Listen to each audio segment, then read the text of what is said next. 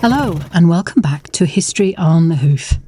Today we're in the centre of the 5-mile long Colden Valley above Hebden Bridge, riding Indy, a retired racehorse, down the old bridleway known as Bow Lane, linking Badger Lane and the site of the 18th century workhouses at Height Top to the mills in the valley. It has a bit of a personal link, as at one time my family lived up here, my great-grandfather walking down this track to work at Jack Bridge Mill. Looking over the valley, it's hard to imagine that there were 13 mills and 12 dams from the boundary moor with Lancashire and down between the steep beck sides before Colden Clough met the Calder in Mythenroyd outside Hebden Bridge, spanning a history of almost 700 years. Jack Bridge, over to the left, was the last mill to be built in the Colden Valley in 1861 and had a bit of a checkered career. It was steam-powered and did both spinning and weaving. Part of it burned down in 1884 under the watchful eye of hundreds of spectators, and the whole spinning section again in 1895. It was rebuilt a few years later. Keeping it going was a perennial problem during the time of Great-Grandpa, and in the 1920s a cooperative was formed to keep it going and the locals employed. There were talk of emptying kids' money boxes to keep it afloat. In 1948, a new owner introduced what they called bastard weaving, which involved removing parts of the thread from where it was unlikely to be tested. Weaving finished in 1955 after a boom post-war when cloth was in short supply and various businesses used the premises. Finally, after another fire, it was demolished in the 1970s.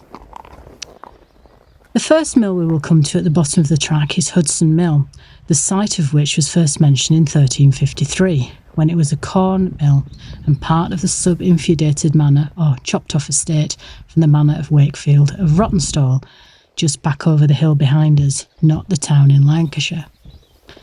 It is also recorded there was a fulling mill close by, more proof, if proof were needed, that textile manufacture has been going on a long time around here before the Industrial Revolution. It's thought the name came from Thomas Hudson, the Heptonstall tax collector in the 1570s. Around 1802, the mill was rebuilt and taken over by cotton spinners.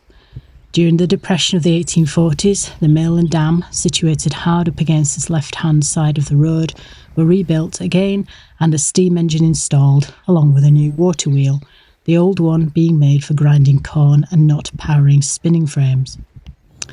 The new mill was then used for weaving and finishing fustian, a type of thick twill cloth. In 1890, it had 135 looms, steam and water powered, and 50 workers.